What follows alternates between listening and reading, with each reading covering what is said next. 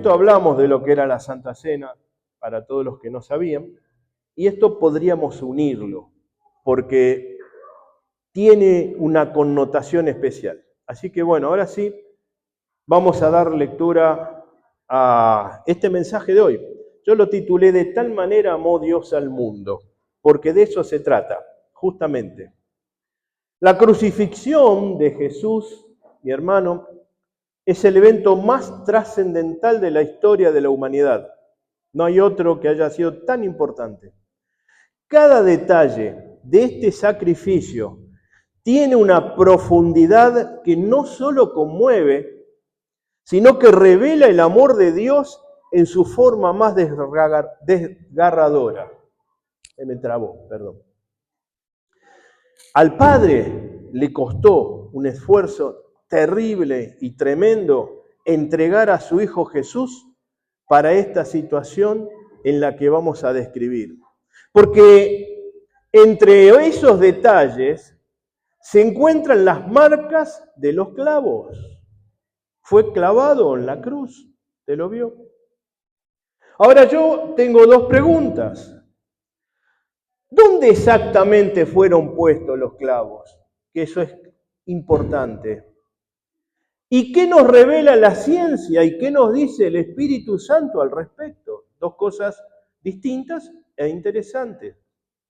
Mire, cuando el Señor Jesús se presenta ante Tomás, uno de los 12, uno de sus discípulos, después que había muerto y resucitado, se le presentó primeramente a María, después se le fue presentando a otros discípulos y se le presentó a Tomás, que era un incrédulo, porque justamente cuando en su momento el Señor había dispuesto que fueran de dos en dos a dar la palabra y a expresar que había llegado el Mesías, Tomás tuvo como compañero a Judas.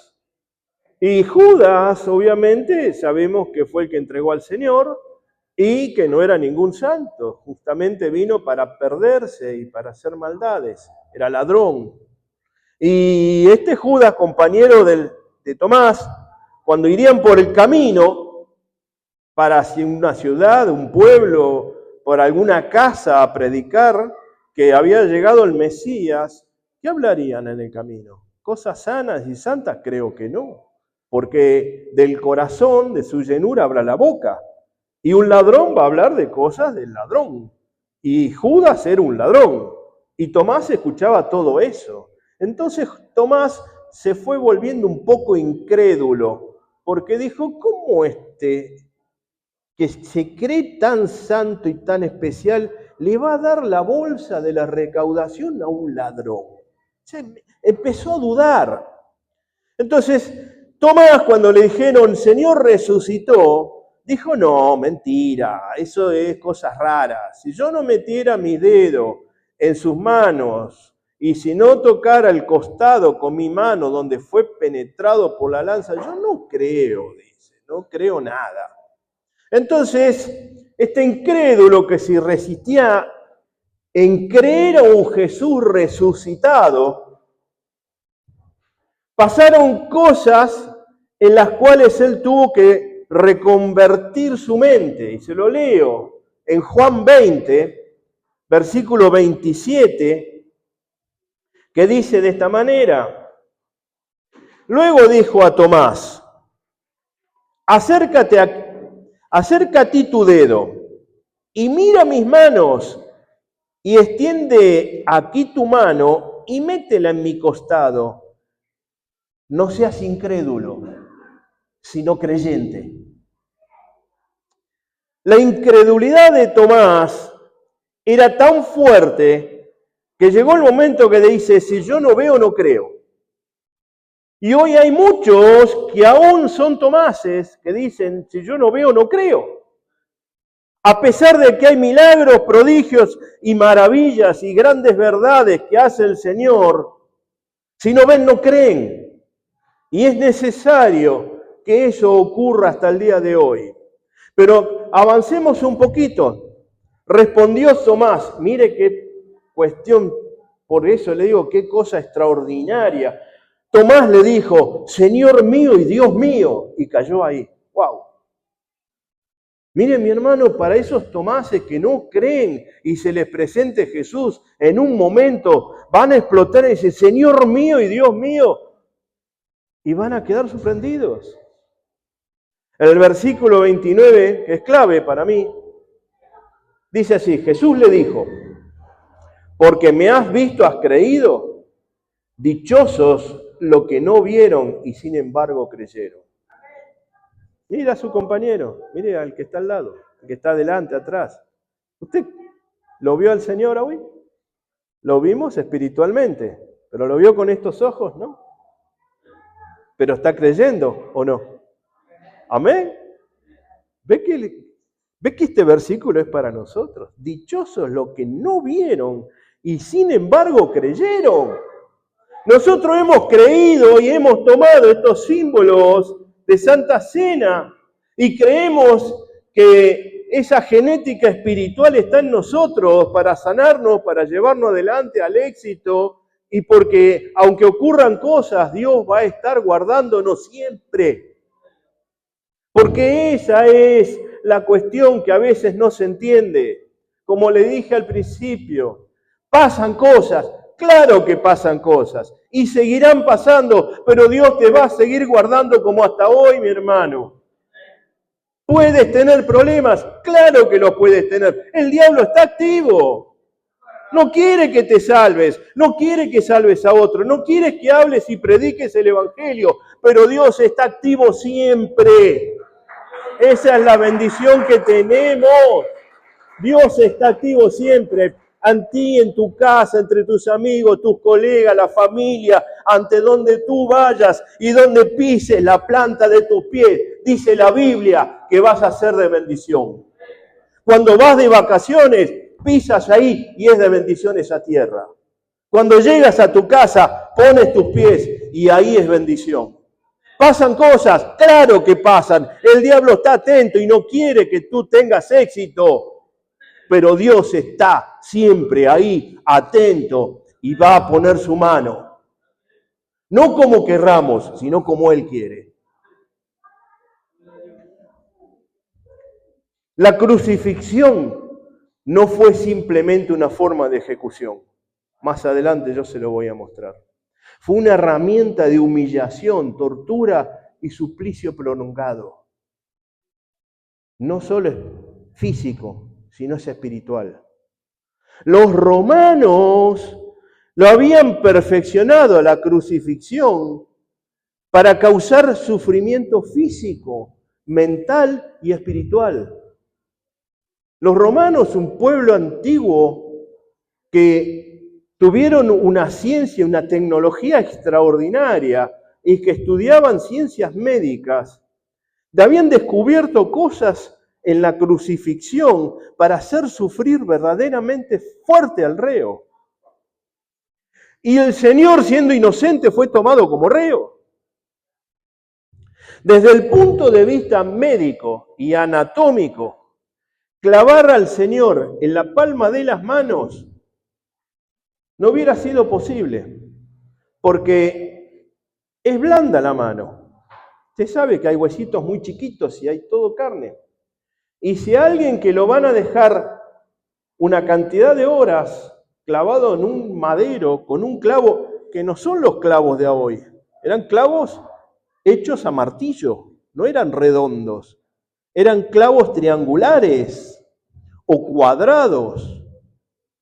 Ese tipo de clavo rasgaba la piel y los huesos y se hubiera caído. Entonces los clavaban entre el hueso que está acá en la muñeca, entre el carpo se llama, por el medio del cual pasa un nervio. Cuando clavaban en este hueso, que se abría, clavaban también el nervio.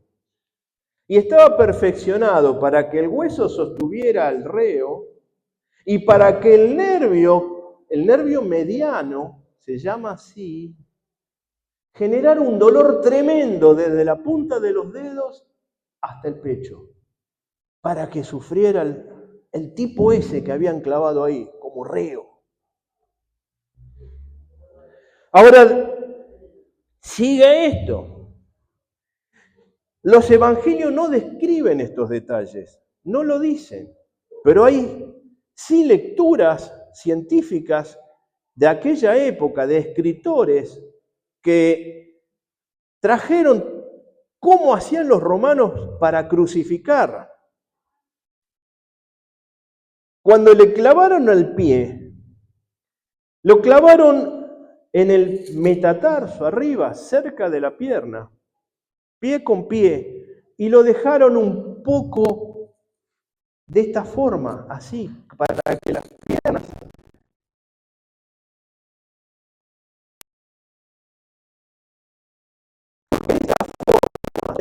por clavos de la muñeca y no pudiendo hacer pie.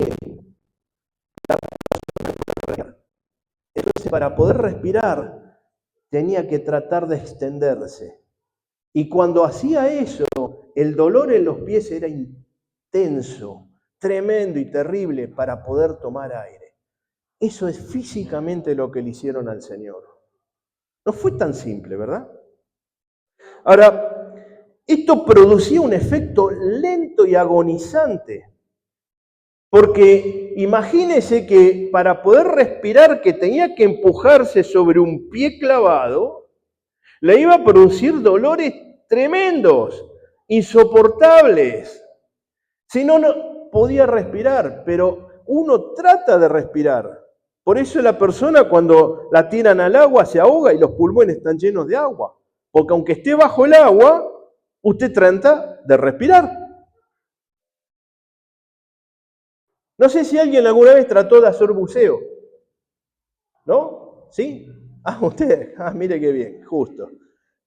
Hizo de todo la hermana. Cuando usted le ponen un tanque de oxígeno y nunca lo hizo el buceo, le dicen, mete la cabeza bajo el agua y trata de respirar. ¿Y sabe que no puede respirar? Porque el cerebro está diciendo, estoy bajo el agua, no puedo respirar, me ahogo. Y está como 5 o 10 minutos hasta que de repente se atreve a respirar, que no le va a pasar nada porque tiene una boquilla con oxígeno, y ahí recién entiende lo que pasa. Entonces el que está crucificado no puede dejar de respirar, trata de respirar. Ahora, fíjese, no fue una muerte rápida ni piadosa. Es una muerte diseñada para despojar a un hombre de toda dignidad humana, para que grite, para que sufra. Y el Señor nunca gritó, sí sufrió. Ahora, sin embargo, con todo esto, Jesús, sabiendo que iba a pasar esto, porque cuando usted lee en la Biblia, encuentra que fue al monte de los olivos a orar al Padre, junto con Pedro, Juan y su hermano. Porque dijo al Padre, Padre, haz que pase esta copa de mí, pero no sea como yo quiero, sino como tú quieres. Porque el Padre fue el que envió a su Hijo unigénito a morir en la cruz. Ahora, cada clavo, mi hermano, fue colocado no solo por los romanos, sino por los pecados del mundo. Por tus pecados, por los míos. Ese es el punto. Dios se entregó por amor al mundo, escuche, al mundo, y ahora se lo voy a leer, a su Hijo unigénito.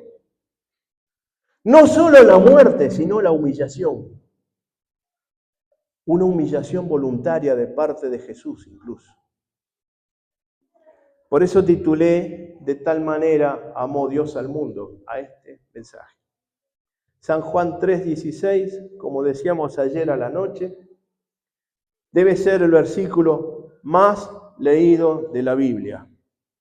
De tal manera amó Dios al mundo, que dio a su Hijo unigénito para que todo aquel que en Él cree no se pierda, mas tenga vida eterna. ¿Me entiende que no es al cristiano, al convertido, al que cree? No, no, no, no. Al mundo, para usted, los que están afuera, los que no lo conocen, los que no lo aman, los que no les importa nada del Señor. Amó Dios al mundo. ¿Por qué amó al mundo? Porque quiere que todos procedan a la salvación, al arrepentimiento. Eso es lo precioso, eso es lo extraordinario. No envió al Señor Jesús a su Hijo unigénito para que estuviera sufriendo por algunos que tenían que hacer el bien. Porque a veces hacer un sacrificio por el que te hace un favor está bueno, pero por el mundo, el que lo escupía, el que le arrancó la barba, el que no creía, el que lo insultaba, aquel que hizo todo lo contrario, igual el Padre envió a su Hijo unigénito por amor al mundo, por amor al que está afuera. ¿Para qué? Para que aquel que aún no cree pueda creer mañana y salvarse, él y su casa. ¿Sí me entiende? Qué amor, ¿verdad?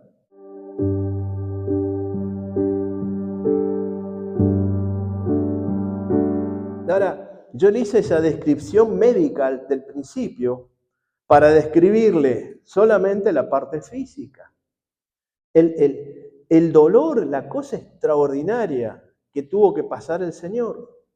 Pero para que usted entienda después, en un ratito se lo muestro, el Señor sabía lo que iba a pasar. Y sabía exactamente hasta dónde iba a llegar. Fíjese la actitud del Señor Jesús. Se lo leo en Filipenses. Disfrútelo. No vaya conmigo, disfrútelo. Filipenses 2, versículos 8 al 11. Mire lo que dice del Señor Jesús. Dice así: y hallándose en forma de hombre, se humilló a sí mismo, haciéndose obediente hasta la muerte y muerte de cruz. Por lo cual Dios le exaltó hasta lo sumo y le confirió el nombre que es sobre todo nombre, para que al nombre de Jesús se doble toda rodilla de los que están en el cielo y en la tierra y debajo de la tierra. Y toda lengua confiese que Jesucristo es Señor para gloria de Dios Padre. Se despojó a sí mismo. Se despojó a sí mismo. Significa que el Señor Jesús se quitó los atributos divinos, su omnipotencia, omnipresencia, su omnisciencia. Es decir, se bajó de Dios con D mayúscula, a hombre. Sabiendo la tortura y el sacrificio y lo que iba a pasar en esa cruz, humillado por hombres, se despojó de Dios, de ser Dios, y se convirtió en hombre en ese momento, para que su humillación se autohumilló y sea completa. ¿Me entiende lo que quiero decirle? Es como que hizo lo peor de lo peor de lo peor para él sentirse como un hombre, siendo Dios. Si nosotros muchas veces fuéramos Dios, hermano, quemamos medio mundo, mandamos el dedo allá y sabe que no queda ni uno en la tierra. Todos estaríamos jugando como los jueguitos que hacen los nenes, ¿no? Y cuando quiera acordarse no quedó ni siquiera uno porque también lo mataron. Qué bueno la misericordia de Dios, digo. Ahora, todo esto para humillarse a sí mismo hasta lo máximo posible, sin proferir palabra alguna. No dijo nada, nunca habló. Oiga que si nosotros a veces nos golpeamos y estamos echando maldiciones, ¿o no? O a veces nos tropezamos o pisamos una baldosa floja y guay las cosas que salen de nuestras bocas. Sin embargo, el Señor no dijo nada. En ese sacrificio que era para el mundo, que era para el pecador, para el que veía que hacía macanas. Si Judas no hubiera hecho un pacto allá arriba en el cielo para venir y perderse, se hubiera salvado. Porque el tema es que en la Biblia se registra que Judas era el hijo de perdición. De alguna manera, ya en los cielos, se hizo una reunión y dijo Judas, yo voy a ir porque no creo en todo esto que está acá. Yo lo voy a entregar y voy a demostrar que esto es mentira. Allí en los cielos. Cuando vino y lo entregó al Señor, porque no creía en el Señor, y después vio lo que pasaba, se arrepintió. Pero en lugar de ir a pedir perdón, se ahorcó, se suicidó. O sea, mi hermano, si tú no pides perdón a Dios, es como que te estás suicidando. Nosotros somos pecadores, pero nos arrepentimos, le pedimos perdón a Dios y el Padre sistemáticamente nos perdona. Todo el tiempo nos está perdonando. Hagamos la que hagamos. Siempre nos está perdonando. Judas no hizo eso. Judas fue y se ahorcó. No dio oportunidad a ser perdonado, porque él ya estaba convencido que eso que había hecho estaba bien. Sí me sigue, ¿no? ¿Me entiende? Ahora, lo notable es que los romanos que inventaron esta crucifixión, esta forma de muerte terrible, y que encontraron los puntos exactos para producir dolor, tenían prohibido crucificar a los propios ciudadanos. Qué notable, ¿verdad? Los romanos no podían matar a sus ciudadanos mediante la cruz. De hecho, el apóstol Pablo, que era romano, no fue muerto en una cruz, fue muerto degollado, porque consideraban que al decapitarlo era más humano. Entonces, a los ciudadanos romanos reos los decapitaban, pero los romanos a lo que eran extranjeros, a lo que eran esclavos o los esclavos libertos, o sea, el liberto era un esclavo que había conseguido su libertad de acuerdo a alguna de las medidas que ellos tenían. O la compraba, o alguien la compraba para él, o había hecho cierto servicio con lo cual le devolvían la libertad. A esos sí los crucificaban, pero a los ciudadanos no. Al Señor Jesús, cuando lo crucificaban, había dos más, pero que no eran romanos. ¿Y a dónde fueron? Al paraíso. ¿Qué es el paraíso? El paraíso es un lugar de paso antes de llegar al reino, en donde los salvos, como le dijo a este que estaba crucificado al lado de él, y le dijo, Señor, acuérdate de mí. Y el Señor lo miró y dijo, se está arrepintiendo. Le dijo, no te hagas problema, porque antes que hoy termine el día vas a estar conmigo en el paraíso. No al cielo, paraíso. El paraíso es un lugar de paso, donde va justamente el salvo antes de llegar al cielo. También está el Hades, que es la región de los muertos. La región de los muertos es un lugar de paso para los perdidos antes de ir al infierno. Y de ahí es que se toman ciertas religiones para decir que existe un purgatorio. Pero en realidad eso es un lugar de paso momentáneo para ir al lugar que le corresponde definitivamente. ¿Sí me entendió ahí? Una pequeña enseñanza clave. ¿Sabe por qué? Porque cuando en el versículo 10 dice, para que al nombre del Señor Jesús se doble toda rodilla de los que están en el cielo y en la tierra y debajo de la tierra ¿qué hay? Lombrices. Debajo de la tierra está el Hades, la región de los muertos. Y el Señor fue a visitar al Hades, a la región de los muertos, y fue a ver a la cautividad, es decir, los que se habían muerto antes de que Él viniera. Porque antes, en la antigüedad, antes de la gracia, antes, en la antigüedad, el pecado solamente era tapado por el rociamiento de sangre, pero no era sacado. era cubierto, pero no era quitado. Lo quitó el Señor Jesús con su sacrificio. ¿Me va entendiendo ahí? ¿Por qué son las diferencias? ¿Y qué tiene que ver una cosa con la otra? El Hades, región de los muertos. Ahí bajó el Señor, no al infierno. ¿Sabe por qué le explico esto? Porque hay algunos que he escuchado que dicen que bajó al infierno y no fue al infierno, fue al Hades. Ahora, fíjese esto, todo esto fue necesario para lavar las transgresiones del ser humano. Dijimos recién, porque hasta antes de la vida y de la venida del Señor Jesús, el pecado, dijimos, estaba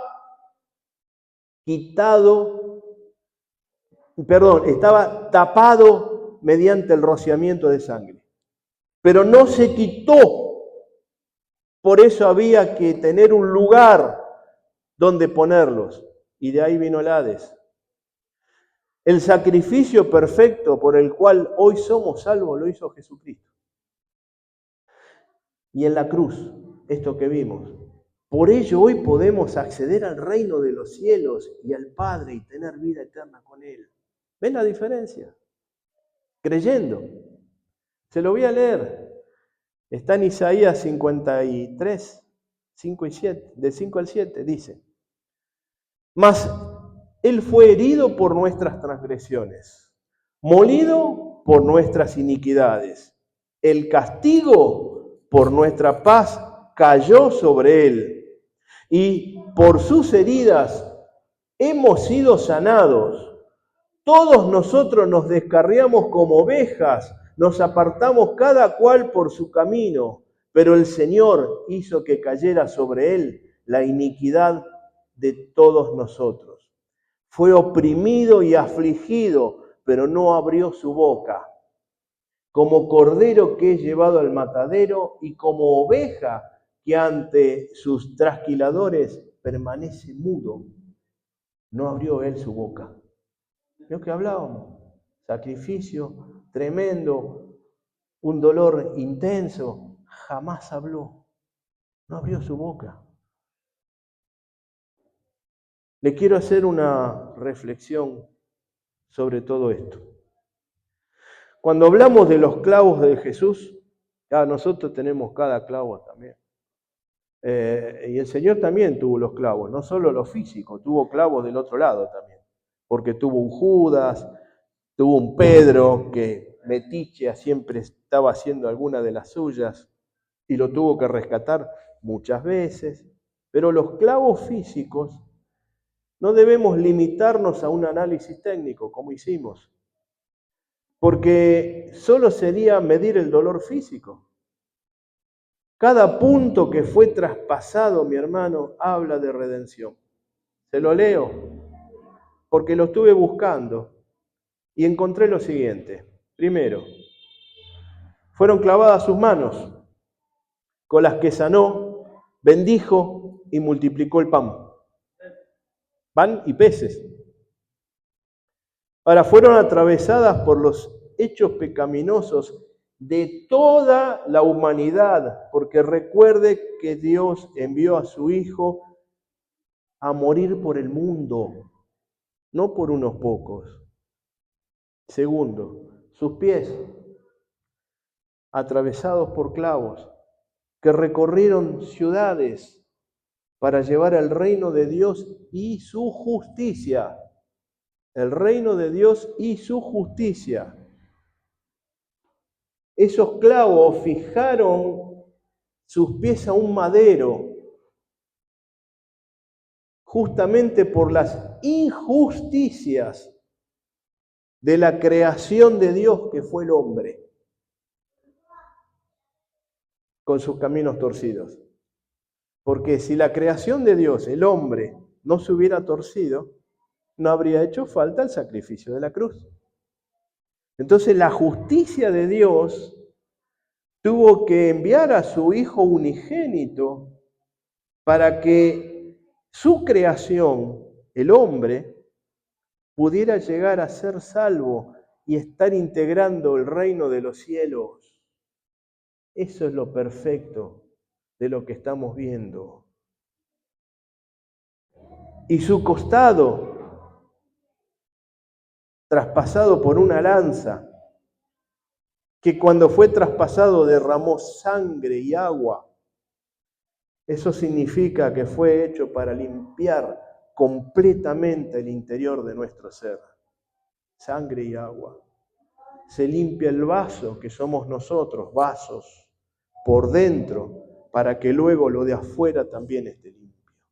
Esta cáscara es una cáscara que nosotros vemos, es lo que se ha adquirido desde niño a hoy. Que si la persona fue una persona que hacía chistes o cosas por el estilo, usted lo veía y tiene las comisuras ya de la gracia, ya lo mira y se ríe. Personas que son contadoras de chiste, como era Ginsburg, creo que lo deben conocer, usted lo miraba y se reía, porque ya la forma de su rostro, de sus ojos, ya tenía la configuración de una persona graciosa. Y de una persona que sufrió mucho en su vida, usted la mira y tiene gestos adustos, difíciles, sus comisuras, su formato es de una persona que sufrió o es una persona que tiene un temperamento difícil de tratar y ya está como enojada todo el tiempo, aunque no esté enojado. Es la verdad. Míreme a mí. Yo que me río estoy enojado, pero yo no tengo la culpa de mi rostro. No es que sufrí mucho, llegué tarde al reparto, nada más. Así que yo lo que quería decirle con esto es que no se trató simplemente de una ejecución cruel, no es solamente eso, fue la entrega voluntaria del Cordero de Dios, ese que limpia el pecado del mundo, como se lo leí en Filipenses 2:8. Él se entregó voluntariamente, aceptó lo que el Padre le dijo, aceptó que Él podía lavar los pecados del mundo porque era el Cordero perfecto, sin pecado, de ninguna clase, limpio, pero se hizo pecador, se hizo culpable por amor a nosotros. Aún hoy, en gloria, Él conserva esas marcas. El día que lo veamos allí en los cielos, las va a poder ver. Apocalipsis 5 nos muestra al Señor Jesús como el Cordero inmolado. Versículo 6 dice así: miré y vi entre el trono con los 4 seres vivientes y los ancianos a un Cordero de pie como inmolado, que tenía 7 cuernos y 7 ojos, que son los 7 espíritus de Dios enviados por toda la tierra. Así que sus heridas hoy glorificadas siguen clamando redención. ¿Y sabe por qué? Porque hay muchos que aún no se han arrepentido. Hay muchos que aún están sin llegar al cielo. Hay muchos que aún no creen en el Señor. Esas heridas, mi hermano, desde el cielo aún reclaman que el que está afuera proceda al arrepentimiento y se salve. Por eso, mi hermano, mi hermana, yo le insto, como hago normalmente, hable a cuantos pueda, no tenga vergüenza, no tenga temor. Al contrario, usted va a estar sembrando para Dios. Y el que siembra cosecha lo que siembra. El que siembra maíz, recoge maíz. El que siembra uvas, recoge uvas. Pero el que siembra almas, recoge la bendición de Dios. No se olvide de eso. Hable, no tenga temor. Yo a veces a los más duros le doy una palabrita como algo así que en la iglesia yo he visto que tal persona, le busco la vuelta como para no meterme de golpe y me mande allá, ¿vio? Porque hay algunos que lo mandan allá, cuando le habla del Evangelio, porque tuvieron mala experiencia o porque creen y le explicaron mal. No, ahí te lavan el coco. Yo no tengo la culpa de lo que está escrito acá. Yo no lo escribí, lo escribió el Señor. Yo lo leo. Usted está acá porque también lo escuchó y lo leyó. Y hay otros que lo miran y no lo creen. Bueno, dice también la palabra que el Señor Jesús no vino a juzgar el mundo, lo vino a salvar. Entonces, nosotros no tenemos que hacer juicio, tenemos que salvar, hablar lo bueno, hablar lo que es de Dios. Y decir, hermano, mirá, Dios te está buscando. Mirá, querido, Dios está haciendo esto por vos. ¿Qué le puede decir? ¿Me entiende a dónde voy? Nosotros con esa actitud estamos sembrando para recoger las bendiciones de Dios, porque Dios paga. Cada alma que ganamos hacen fiesta en el cielo. Y si los ángeles hacen fiesta en el cielo y Dios baila, mi hermano, Dios le va a pagar. Y voy terminando. Su amor no se apagó hoy. Ya está en el cielo, pero su amor no se apagó. Se aumentó hasta tal nivel de que desde el cielo y sentado a la diestra del Padre, aún desde ahí te está llamando. Y estoy hablando para los que no están convertidos aún, a los convencidos que están ahí detrás de cámara, que llegaron hasta acá. Ven a Él. Hoy es el momento. No esperes más. Si ya recibiste en tu corazón al Señor Jesús, dale gloria a Él, que se lo merece todo. Esfuérzate y sé valiente, que el día del perdón eterno está cerca. Pronto va a venir el Señor, muy pronto, para unos antes que para otros, pero va a venir el Señor. El tiempo se acaba. Jesús llama y las puertas aún están abiertas. ¿Se acuerda que ayer decíamos que cuando Noé había entrado al arca, él, su familia y todos los animales, y empezó a caer el diluvio, el Señor no cerró las puertas? Esperó 7 días y nadie entró porque no creían.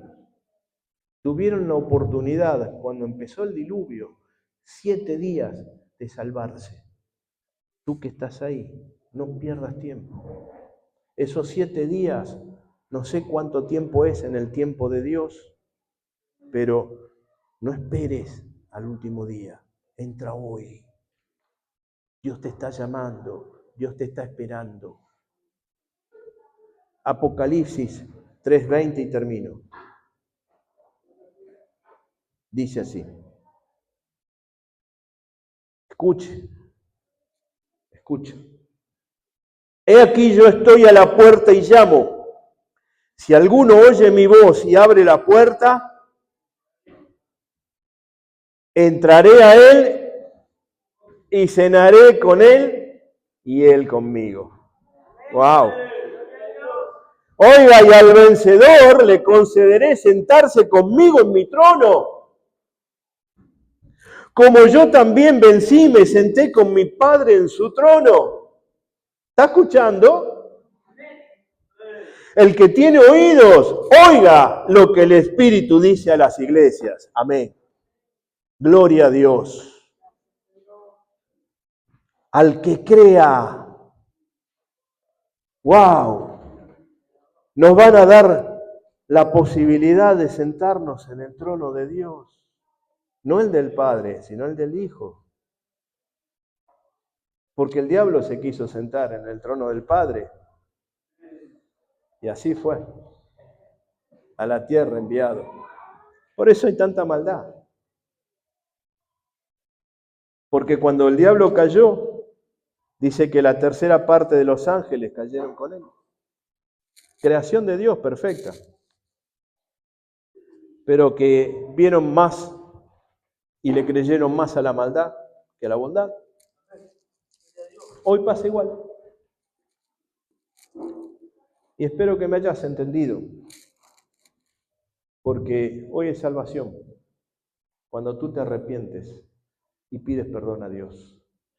Cuando tú haces lo que está escrito. Tienes salvación y posibilidad de entrar en ese arca preciosa, divina y perfecta que te va a llevar al reino de los cielos. Recuerda el sacrificio del Señor en la cruz. Todo lo que pasó, más lo espiritual que tuvo que pasar para que tú y yo hoy podamos estar vivos. Tal vez no conociste aún a Dios, ahora es el momento. Ahora es cuando, no esperes un minuto más.